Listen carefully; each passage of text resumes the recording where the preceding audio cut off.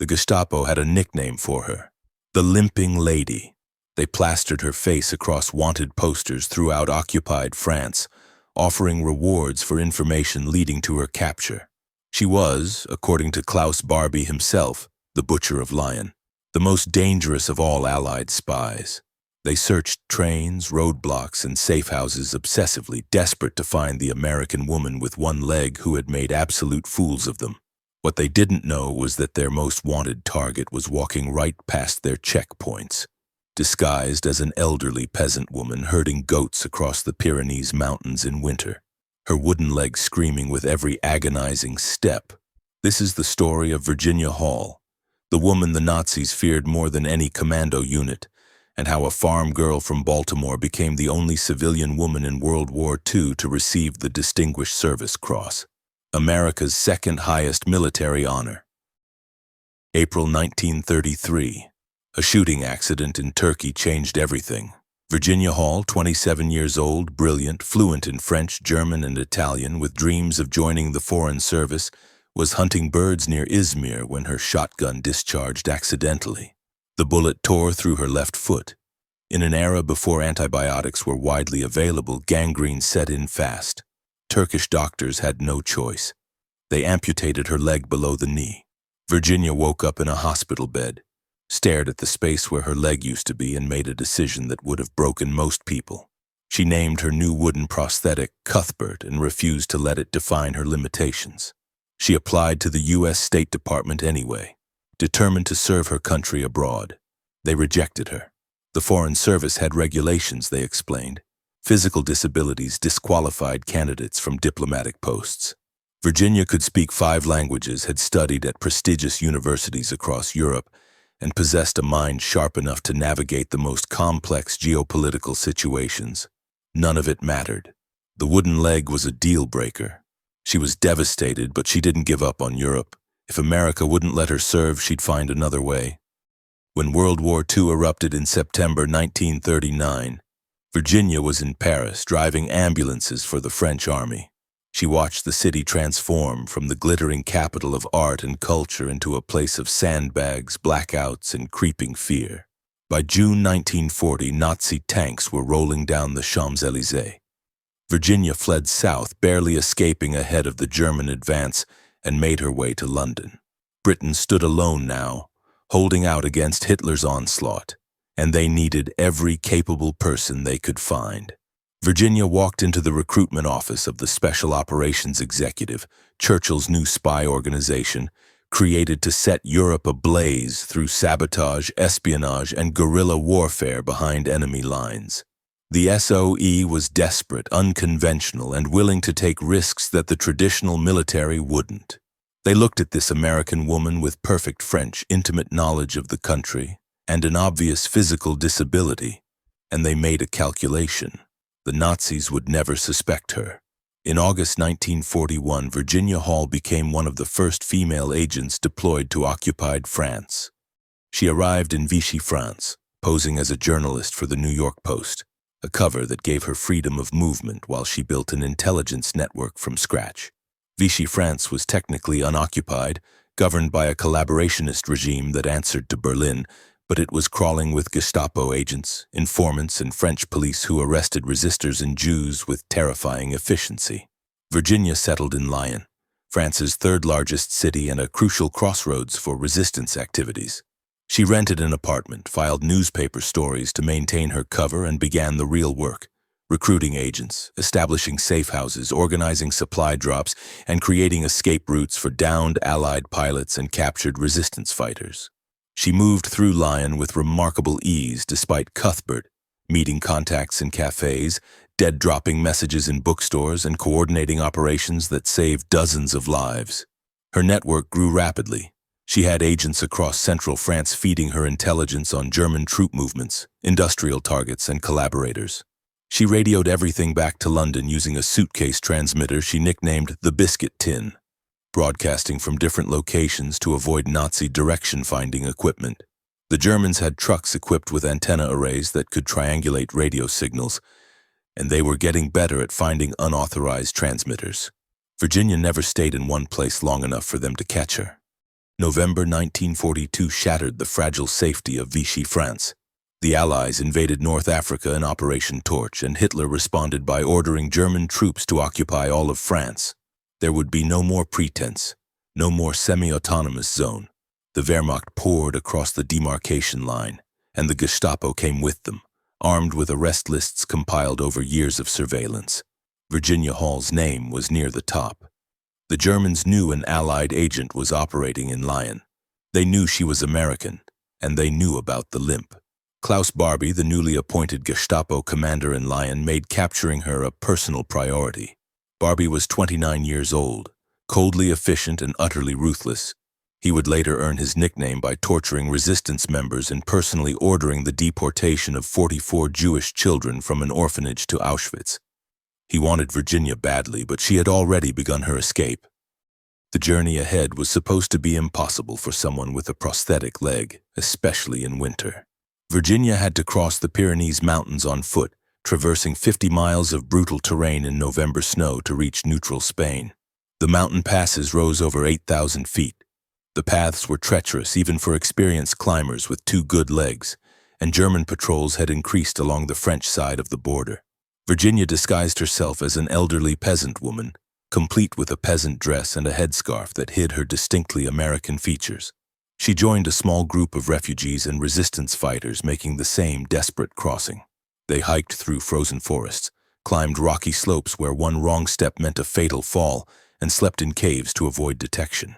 Cuthbert was agony. The wooden leg wasn't designed for mountain climbing, and every step sent pain shooting up her residual limb.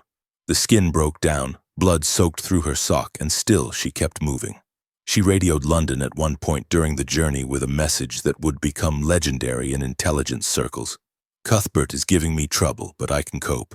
The radio operator in London, not knowing Cuthbert was a prosthetic leg, responded with concern, asking if she needed them to eliminate this troublesome contact.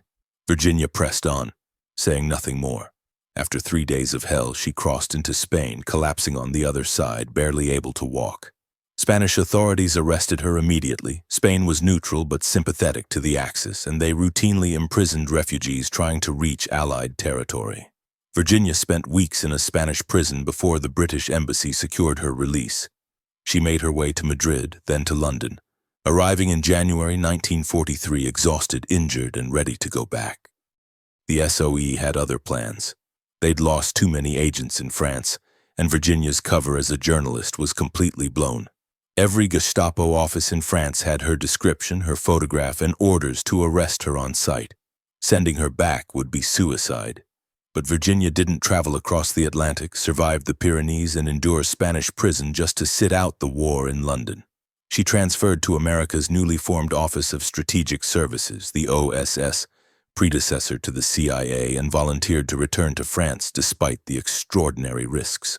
The OSS agreed on one condition. Her appearance had to change completely.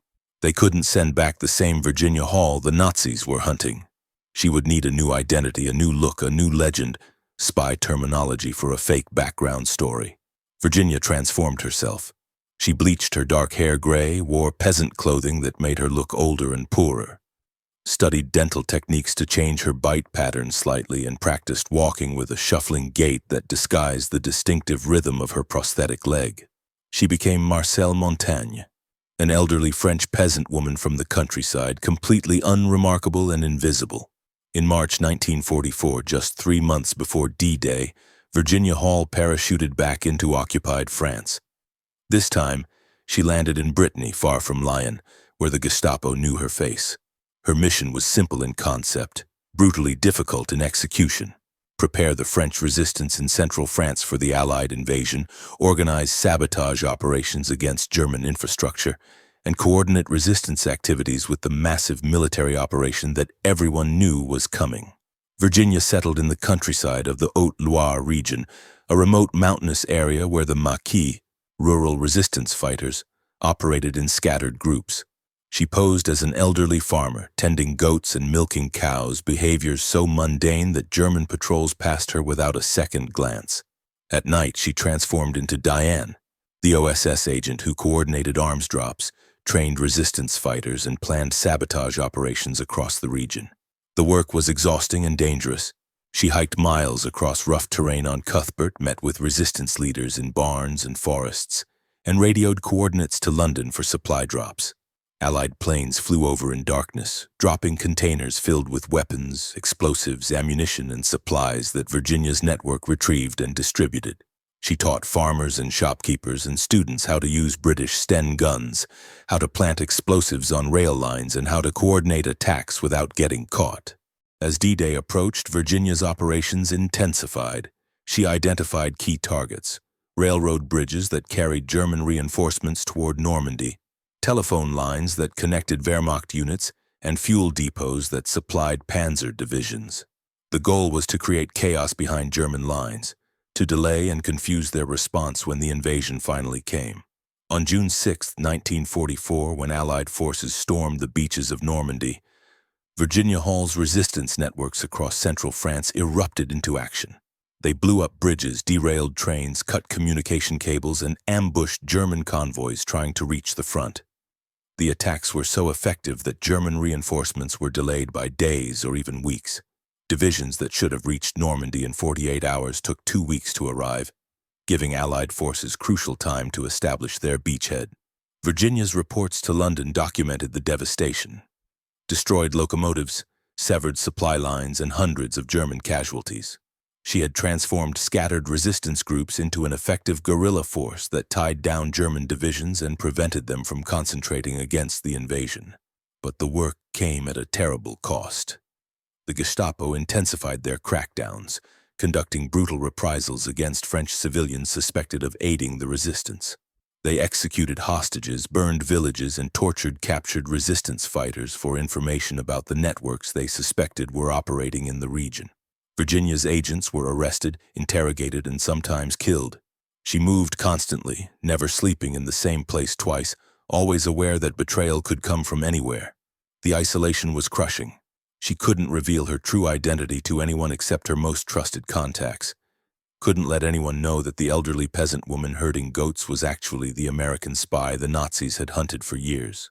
She lived with the knowledge that if captured, she would face torture and execution, and that her wooden leg would immediately identify her as the Limping lady. The Gestapo still hadn't figured out that their most wanted spy had returned, was operating right under their noses, and was systematically destroying their ability to fight the war. As Allied forces advanced across France in the summer of 1944, Virginia's mission evolved. She began coordinating larger operations, directing multiple resistance groups in synchronized attacks, and providing intelligence on German defensive positions. Her networks reported on Wehrmacht unit movements, identified which German commanders were preparing to retreat versus which were digging in to fight, and located ammunition dumps and headquarters locations. The intelligence was invaluable for advancing Allied forces, helping them avoid ambushes and exploit weak points in German lines. Virginia also took on a humanitarian mission that wasn't part of her official orders. She helped liberate small towns ahead of Allied troops, organizing resistance fighters to secure strategic points and prevent last-minute German destruction. In some villages, she was the first Allied representative the population saw. This quiet American woman with a wooden leg who had lived among them disguised as a peasant, who had endured the same hardships and risks, who had organized the liberation they'd dreamed of for 4 years. By September 1944, France was largely liberated, and Virginia Hall's war should have been over. Instead, she requested permission to continue operations, this time in Austria as the Allies pushed toward Germany itself. The OSS approved, though they recognized Virginia was exhausted, injured, Cuthbert had caused severe chronic pain and recurring infections, and had already accomplished more than any reasonable person could expect. She went anyway. The Austrian mission was shorter and less dramatic than her French operations, partly because the war was clearly ending and partly because Virginia's physical condition had deteriorated badly. Years of hiking mountains, parachuting into occupied territory, and enduring constant stress while wearing a primitive prosthetic had taken a brutal toll. She filed intelligence reports from Austria through the final months of the war, but by the time Germany surrendered in May 1945, Virginia was ready to go home. The recognition came slowly and quietly, which was exactly how Virginia wanted it.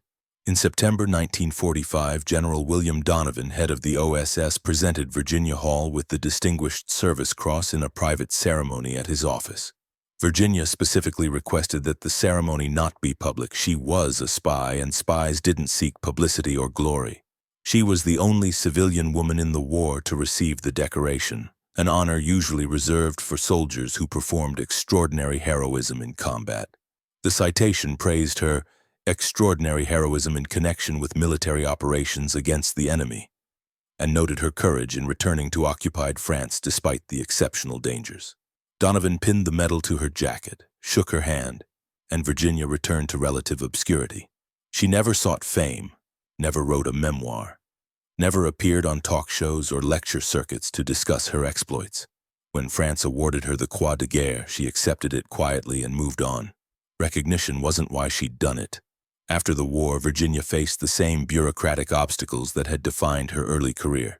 The OSS dissolved in 1945, and its intelligence functions were eventually absorbed into the newly created CIA in 1947. Virginia applied to join the CIA and was accepted, but the agency didn't quite know what to do with a woman who'd been one of the most effective field operatives in the war. They assigned her to desk jobs, analytical work that utilized her intelligence and language skills, but kept her safely in Washington. She wanted to return to the field, to continue the work she'd proven she could do better than almost anyone. But the CIA's culture in the 1950s didn't accommodate women in operational roles, especially women in their 40s with prosthetic legs. Virginia spent the next 15 years analyzing intelligence reports, writing assessments, and watching younger, less experienced men deploy to hotspots around the world for the assignments she craved. She never complained publicly, never fought the system openly, but people who knew her said the frustration was evident. She'd gone from coordinating resistance networks and evading the Gestapo to pushing papers in a bureaucracy that valued conformity over innovation. Virginia Hall retired from the CIA in 1966 at age 60, having spent her final years in assignments that bore no resemblance to her wartime achievements. She settled on a farm in Maryland with her husband Paul Guillot, a French OSS officer she'd married in 1950, and lived quietly, tending her garden and raising sheep. She rarely discussed her wartime experiences, even with close friends and family. When researchers or historians tracked her down to ask about her espionage career, she politely declined to be interviewed. The stories emerged slowly, pieced together from declassified documents, interviews with her former colleagues, and the accounts of resistance fighters who'd worked with her. They described a woman of extraordinary courage and resourcefulness, someone who'd overcome obstacles that would have stopped most people before they began, who'd repeatedly walked into danger when she could have remained safe, who'd saved countless lives through her intelligence work and her organization of resistance activities. The Gestapo's most wanted spy, the woman Klaus Barbie had hunted obsessively, the American who'd made fools of the Nazi security apparatus. She spent her final decades as a quiet farmer in Maryland, unknown to her neighbors and largely forgotten by history. Virginia Hall died on July 8, 1982, at age 76. Her obituary in the New York Times was brief, mentioning her wartime service but containing few details about what she'd actually accomplished. Most Americans had never heard of her. Even in intelligence circles, her story remained largely classified, buried in archives that wouldn't be opened for decades. It wasn't until the 1990s and 2000s, as World War II documents were systematically declassified and historians began researching women's roles in intelligence operations, that the full scope of Virginia's achievements came to light. Researchers discovered her operational reports, read her radio transmissions, and interviewed the few surviving resistance members who'd worked with her. A picture emerged of someone who'd operated at the highest levels of wartime espionage, who'd built and maintained networks under impossible conditions, who'd evaded capture through a combination of tradecraft, courage, and sheer determination. The Gestapo files revealed their obsession with finding her, the resources they'd devoted to the hunt, and their frustration at her ability to disappear. Klaus Barbie, who would later be captured and put on trial for crimes against humanity, had considered Virginia's capture one of his primary objectives in Lyon. He'd failed completely.